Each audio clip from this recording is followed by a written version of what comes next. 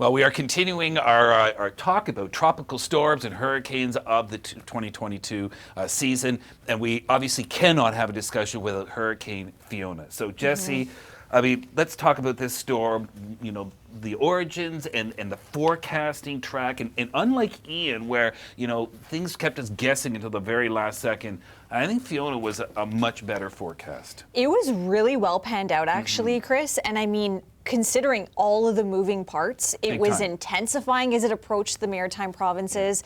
That track hardly moved, and it jumped from a Category 3 to a 4, back down to a 3, and then back up to a 4. Unreal. It was the first major hurricane of the Atlantic season, so a lot of eyeballs were on it. Yes. And also, it was forecast to be one of the strongest storms when you take into consideration its central pressure to hit Canadian land, which was a huge talking Historic. point. Historic. We're talking absolutely historic. Now, of course, Fiona hit Puerto Rico first. It was September 18th, and it brought massive flooding there. And of course, you know, Puerto Rico is still recovering from Maria, from that devastating storm a few years ago in the Dominican Republic as Category 1.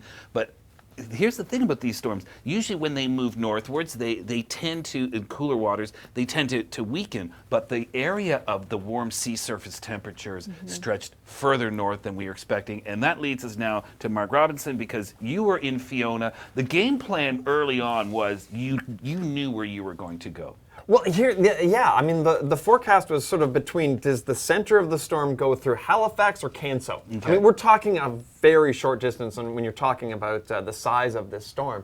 But I really wanted to be in Sydney, or where we ended up, where was Lewisburg, and boy, did it ever hit that. Let's talk about some of the damage you saw. What pops out to you? Well, you know what? The one thing that absolutely pops out was I was driving through a little bit halfway through the storm, and a whole roof came off. So there's insulation flying across the road in front of me, and this is at night. My poor cameraman Dave, I got him up in the middle of the night. We weren't expecting to be up that early, and then it just kept going on and on and on and on. By the time it finished, I remember us driving up through Lewisburg and just seeing whole forests down. We were seeing roofs off, trees down everywhere, and then the drive back towards Halifax, it was just all the way off of Cape Breton, all the trees were down one way. And then you crossed across the Canso Causeway, got on the other side, and all the trees were down on the other side. So you could definitely tell where the center of that hurricane went through. Wow. Can we talk about the timing of the landfall? Because it was a poorly timed hurricane, to say the least. It made landfall before sunrise, so it was dark. And as we know, a lot of the worst impacts are felt before landfall.